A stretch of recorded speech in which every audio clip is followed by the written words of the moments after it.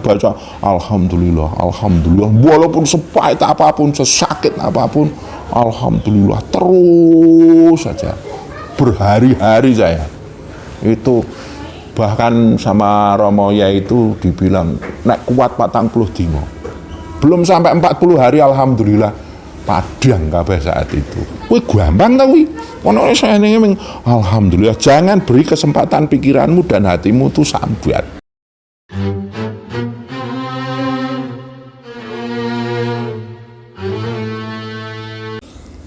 Mau tanya tentang soal cara bagaimana kita bersyukur kepada zat yang agung itu loh Pak. Soal yang kadang ya yang saya alami, kalau misalnya lagi banyak rezeki, itu kan enak banget cara bersyukurnya. Yeah. Tapi kalau susah itu kan sulit banget, itu kan sama-sama dari Allah Pak. Ya, itu caranya gimana itu Pak? Ya, sekarang kita bersyukur tapi tidak ada hubungannya dengan keadaan. Jadi kita bersyukur secara pribadi dulu, itu berhubungan dengan martabat 7. Ya, kita kan punya 7 anasir ya, badan atau tubuh, nafsu, akal, roh, rasa atau sir, nur, zat. Nah itu kita ya kalau bisa mengkhususkan mensyukuri itu. Kita punya tubuh ya, ini siapa yang bikin? Allah, Allah, Allah. Subhanallah, maha suci Allah, alhamdulillah, maha terpuji Allah, Allahu Akbar. Itu kan sebagai satu rasa syukur. Kita punya nafsu juga kayak gitu, yang bikin Allah. Kita punya akal, itu kan semuanya amanah Allah. Terus kita punya ruh, kita punya napas, kita punya nyawa, kita punya rasa, kita punya cahaya. Kita kan hidup ini dengan proses cahaya. Yang selanjutnya adalah dat. Dat itu ya adanya kita. Kita itu ada sekarang itu siapa yang mengadakan? Kita hidup siapa yang menghidupkan? Itu dengan penuh rasa syukur kita sebut asmanya Allah. Allah kita puja-puji sifatnya. Subhanallah, alhamdulillah, Allahu Akbar, la haula wala quwata illa billah. Itu sebagai satu pengejawatan rasa syukur kita sama Allah. Nah ini dalam hubungan dengan raga ini ya kita bersyukur tentang panca indera.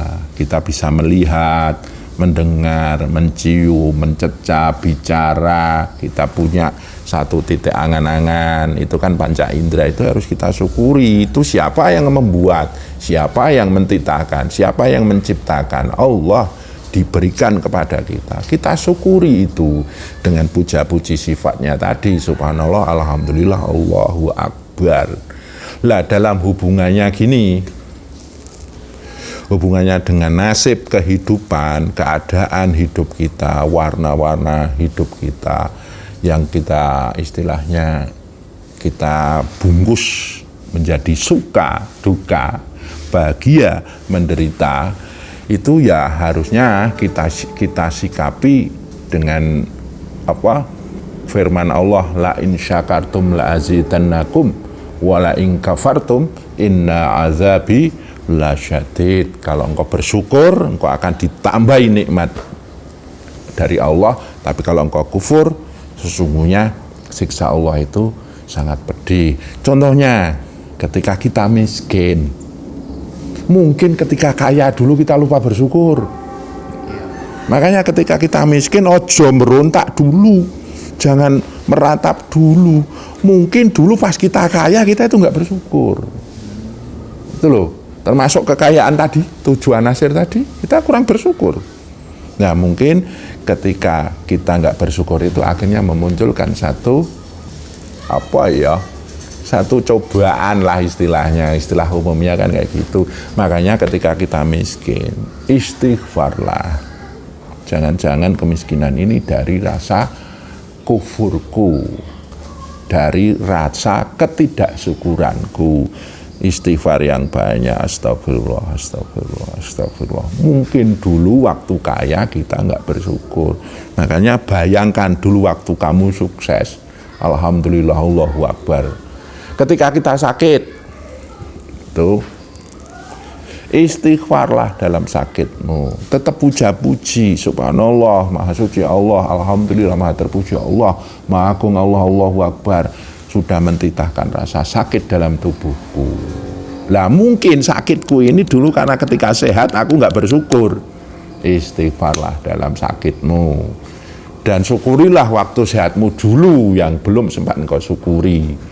Tuh, terus ketika kita itu dihina orang, mungkin pas kita lagi dalam posisi terhormat, dalam posisi dalam kemuliaan, itu kita kurang bersyukur, kita salah ucap, salah berbuat, salah berpikir, salah menjaga amanah kenikmatan itu semua. Nah akhirnya kita terhina. Nah kalau kita terhina ya jangan langsung marah, jangan langsung benci, dendam dan lain sebagainya.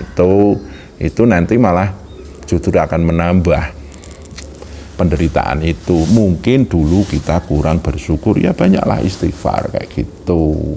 Pahitnya hidup mungkin pas kita dulu menerima manisnya hidup kita lupa bersyukur, istighfarlah. La haula wala quwata illa billah, semua itu kayak gitu loh. Tapi cara membangun syukur yang baik itu dimulai dari diri kita dulu. Diri kita dulu. Aku ini hidup, Allah, subhanallah, alhamdulillah, Allah Akbar. Aku sekarang ada, Allah, puja-puji, subhanallah, alhamdulillah, Allah Akbar, la haula wala quwata illa billah. Aku punya pikiran, aku punya hati, perasaan, rasa, aku punya tubuh, aku punya nafsu. Itu dulu, enggak perlu kita nunggu dapat suka duka, bahagia menderita. Itu berhubungan dengan 7 martabat itu, 7 anasir diri kita itu, seperti itu. Insya Allah itu kan sebagai satu tanda ketakwaan kita. Wa may yattaqillaha, barang siapa yang bertakwa pada Allah, yaj'al lahu makhrajan, mesti akan dikasih jalan keluar. Wa yarzuqhu min haitsu la yahtasib, diberi rezeki yang tidak dinyana-nyana.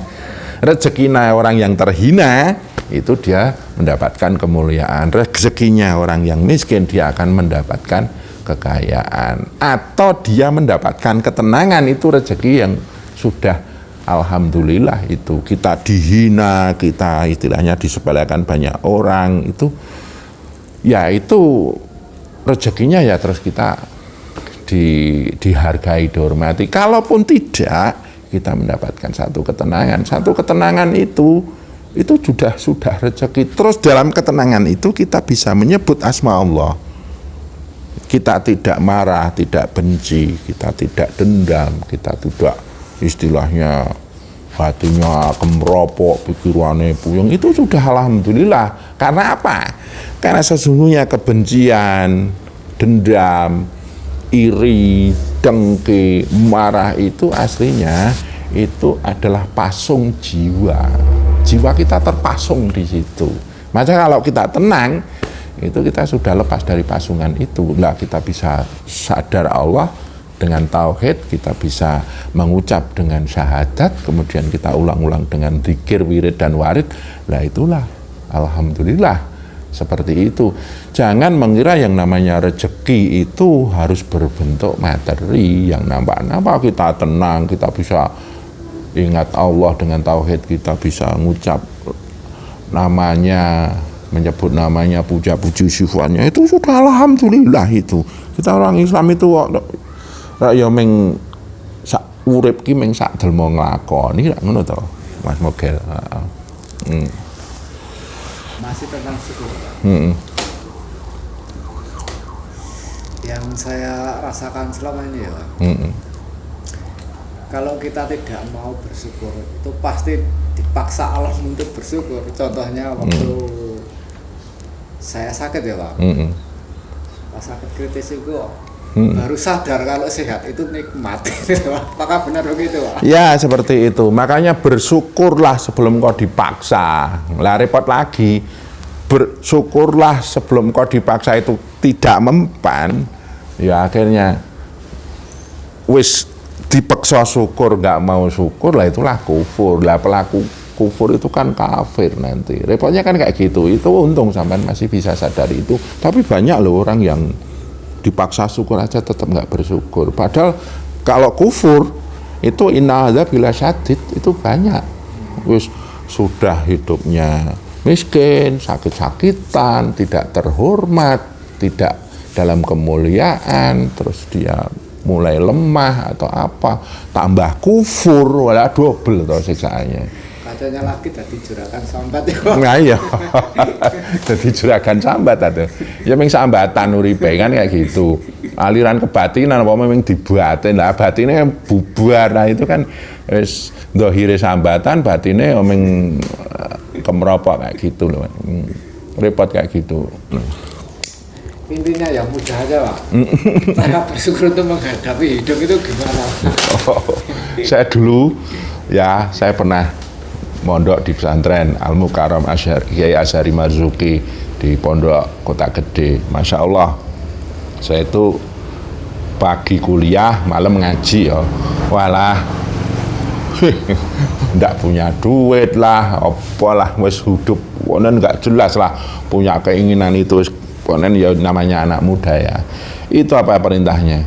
Suruh baca alhamdulillah sebanyak-banyaknya. Jadi saya kemana-mana itu wis gawanane tasbih, alhamdulillah, alhamdulillah, alhamdulillah, alhamdulillah. Yang saya ingat betul-betul waktu itu saya ngaji sorogan, ya sorogan Quran pagi-pagi itu saya curhat ngeluh, Pak Yai hidup saya kok kayak gini, ya itu berapa tahun yang lalu, ya udah lama sekali, mungkin 20 tahun yang lalu. Atimu nek agak galau, pikiranmu agak mumet, andalanmu mung lisanmu muni alhamdulillah, nanti pikiranmu akan terarah ke sana, hatimu akan terarah ke sana.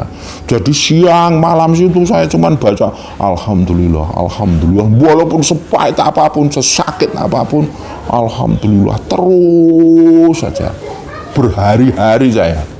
Itu bahkan sama Romo ya itu dibilang nek kuat 40 dino, belum sampai 40 hari alhamdulillah padang kabeh saat itu. Wih gampang tau wih. Ono saya ning alhamdulillah, jangan beri kesempatan pikiranmu dan hatimu tuh sambat. Alhamdulillah, alhamdulillah, alhamdulillah. Pokoknya gitu terus. Lah lama-lama kita bisa menerima keadaan dengan betul-betul alhamdulillah. Nyoto itu loh. Nah, seperti itu. Jadi paksa ae. Itu gampang aslinya. Jadi seburuk apapun keadaanmu menurut dirimu, kan menurut kita kan katanya buruk, padahal itu kan udah titah sunatullah ya. Ketika memang pikiran kita kok welek ya kahananku kok abot apa ya wis tembak wae daripada ngomong kayak gitu. Alhamdulillah, alhamdulillah. Terus neng ati bersyukur terus maha terpuji Allah kayak gitu loh. Itu gampang itu. Tuh. Tapi misalnya kalau tidak terima dengan ada keadaan, ada sahabat itu justru tambah beban ya, Pak. Tambah beban, mulanya paksa wae alhamdulillah, paksa wae kayak gitu. Ini memang ya dulu saya belum masuk tarekat sih, belum masuk ilmu kayak gini ya, masih syariatan dulu. Tapi sama Pak Yai diarahkan kayak gitu. Alhamdulillah lancar-lancar saja. Saya bisa lulus kuliah itu. Seperti itu. Ya mondok ya sudah agak lama lah, walaupun saya nggak sampai ke titik luar biasa, ya biasa-biasa saja kayak gitu.